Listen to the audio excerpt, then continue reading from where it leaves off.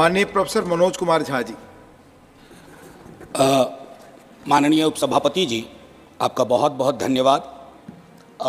मैं सिर्फ ये कहना चाहूँगा, आज सुबह जब पता चला कि economic situation in the country पर शॉर्ट ड्यूरेशन डिस्कशन है, तो मुझे कभी नहीं लगा था कि हमारी पूरी बातचीत टैक्सेशन, फॉरेन एक्सचेंज रिजर्व्स और वगैरह वगैरह की चीज़ों में रहेगी। अर्थव्यवस्था का वो एक चेहरा हो सकता है, लेकिन एक जनप्रतिनिधि जो राज्यसभा और लोकसभा में बैठे हुए हैं, उनके लिए आर्थिक परिस्थिति पे जब हम बात करते हैं ना, तो सर सबसे पहले गरीब की थाली नजर आती है। गरीब की, आप फॉरेन एक्सचेंज रिजर्व कुछ भी रख लो, लेकिन अगर गरीब की थाली में ऊपर परिलक्षित नहीं हो रहा है तो फाइल भी किताबी है और गांव भी किताबी है। मैं सिर्फ, और हाँ, बहुत बढ़िया कहा जावड़ेकर साहब ने कहा 80 करोड़ लोगों को, हालांकि मैं उस शब्द का इस्तेमाल नहीं करूंगा कि मुफ्त कुछ नहीं होता है सर। मैं कई बार सदन में बोल चुका हूं, अगर 80 करोड़ लोगों को आपको अनाज देना पड़ रहा है तो मुझको अर्थव्यवस्था पर कोई टिप्पणी नहीं करनी है कि आर्थिक परिस्थिति क्या है, कितनी समावेशी है, वगैरह वगैरह। सर, माननीय उपसभापति जी, सुधांशु जी जब बोल रहे थे, तालियां बज रही थी सत्ता पक्ष से, बजती भी हैं। अब विजय साई रेड्डी जी को कष्ट हुआ तो उन्होंने कह भी दिया कि ताली क्यों नहीं बजा रहे हो। तो जब सुधांशु जी ताली बजा रहे के वक्तव्य पे ताली बज रही थी, तो मुझे लगा कि गांव शहरों के बेरोजगार पर यह ताली कितनी भारी पड़ रही होगी। प्रधानमंत्री जी 14 में जब पहली बार चुने गए तो वो मंदिर मस्जिद की साइज के लिए नहीं चुने गए थे। 2 करोड़ प्रतिवर्ष नौकरियां उनका वादा था। 2 दाएं 20 करोड़। एक श्वेत पत्र तो बनता है कि हम कहां हैं। सर, माननीय उपसभापति महोदय, मैं कुछ चीजें आपके मध्य, क्या ऐसा तो नहीं है कि हम मानव विहीन और मानवीयता विहीन ग्रोथ स्टोरी के पक्ष में भजन गा रहे हैं, करतल ध्वनि कर रहे हैं? सर, कोई भी वैसा ग्रोथ जो फेसलेस हो, जॉबलेस हो, उस ग्रोथ से देश की हकीकत नहीं बदलती है। सर, बड़ी बड़ी बात लोग कर रहे थे। अभी पिछले महीने ये खूबसूरत किताब आई है, वेल रिसर्च्ड।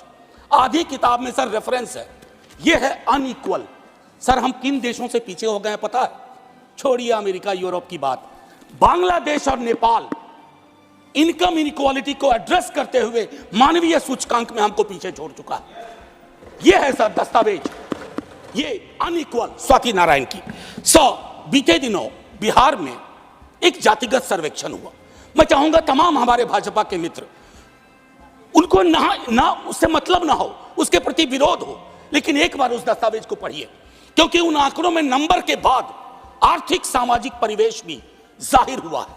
और तब प्रधानमंत्री जी, पुनः ले जाऊंगा 14 में बिहार गए थे, बिहार को स्पेशल स्टेटस की बात वो करके आए थे, हाजीपुर, दरभंगा, पटना। सर, बिहार को आपकी जरूरत है माननीय सत्ता पक्ष। बिहार के पास रेवेन्यू के साधन कमतर हैं। बिहार को लेबर सप्लाई स्टेट के नजरिए से मत देखिए, बिहार को स्पेशल स्टेटस दीजिए। क्योंकि अगर आप इस किताब का विश्लेषण करें, सरकार के आंकड़ों का विश्लेषण करें, तो आपको साफ दिखेगा कि बिहार, झारखंड, उत्तर प्रदेश और मध्य प्रदेश देश के बाकी राज्यों से पिछड़ रहा है। उसके अलावा दूसरा पहलू कहता हूं माननीय उपसभापति महोदय, इस किताब में बाबा साहब भीमराव अंबेडकर को धृत किया गया है नॉर्थ साउथ डिवाइड के संदर्भ में भी। और ये पुरानी बात है सर, एफडीआई को ही देखिए कि नॉर्थ में कितना, साउथ में कितना, तो ये फर्क आपको साफ नजर आ जाएगा। इसलिए मैं कहता हूं कि बिहार को नए नजरिए से देखिए। जो शुरुआत वहां के मुख्यमंत्री नीतीश जी, तेजस्वी जी ने की, आप हैंड होल्डिंग करिए और स्पेशल स्टेटस दीजिए। दूसरी चीज सर, अगर मनरेगा में रूरल डिमांड बढ़ रहा है तो रूरल डिस्ट्रेस को एक्नॉलेज करिए। उसको एक्नॉलेज किए बगैर बात नहीं बनेगी। उसको डिनाइल से अब कुछ हासिल नहीं कर पाए। पॉवर्टी इंडेक्स पर आपने कई वर्षों से काम नहीं किया। आप आंकड़ों के बारे में, तो सरकार का दृष्टिकोण है कि विश्व के टिम्बकटू में अगर एक आंकड़ा पक्ष का कोई बोल दो तो उसको प्रदर्शनी लगा देंगे। अगर कोई आंकड़ा सरकार को असहज करता है कहेंगे हम तो इसको मानते ही नहीं, इनकी तो मेथोडोलॉजी खराब है। साहब नहीं, ये डिफरेंशियल दृष्टिकोण मत रखिए। हंगर इंडेक्स पे खुल के कहिए हम मीट नहीं कर पाए हैं। ये सत्ता पक्ष और विपक्ष का मामला नहीं है, ये मामला है हमारे कलेक्टिव फेलियर का। हमें एड्रेस करना होगा। आपको असल में लग गया है सर, बस 1 मिनट लूंगा माफी के साथ। सर, आपको असल में लगता है कि आप इनकम इनइक्वालिटी की बात ना करें, पॉवर्टी रिडक्शन की बात ना करें, अनएम्प्लॉयमेंट एड्रेसिंग की बात ना करें, चुनाव आप फिर भी जीत जा रहे हैं। मैं मानता हूं आपने वो तिलिस्म विकसित कर लिया है कि समस्याओं को एड्रेस किए बगैर भी चुनाव कैसे जीते जा सकते हैं, लेकिन जिन बोतल से निकला ये जिन देश पर बहुत भारी पड़ने जा रहा है। वेल्थ टैक्स को लेकर के, इनकम इनइक्वालिटी को लेकर मैंने कहा, वेल्थ टैक्स 16 में आपने अबॉलिश कर दिया।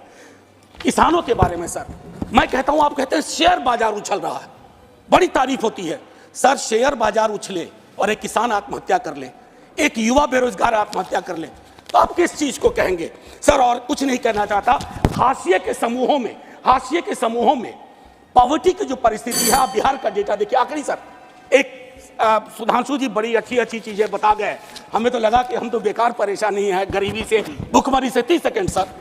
तो मैं आपके माध्यम से अपने मित्रवर को कहता हूं, जब कश्ती साबितो सालिम थी, साहिल की तमन्ना किसको थी?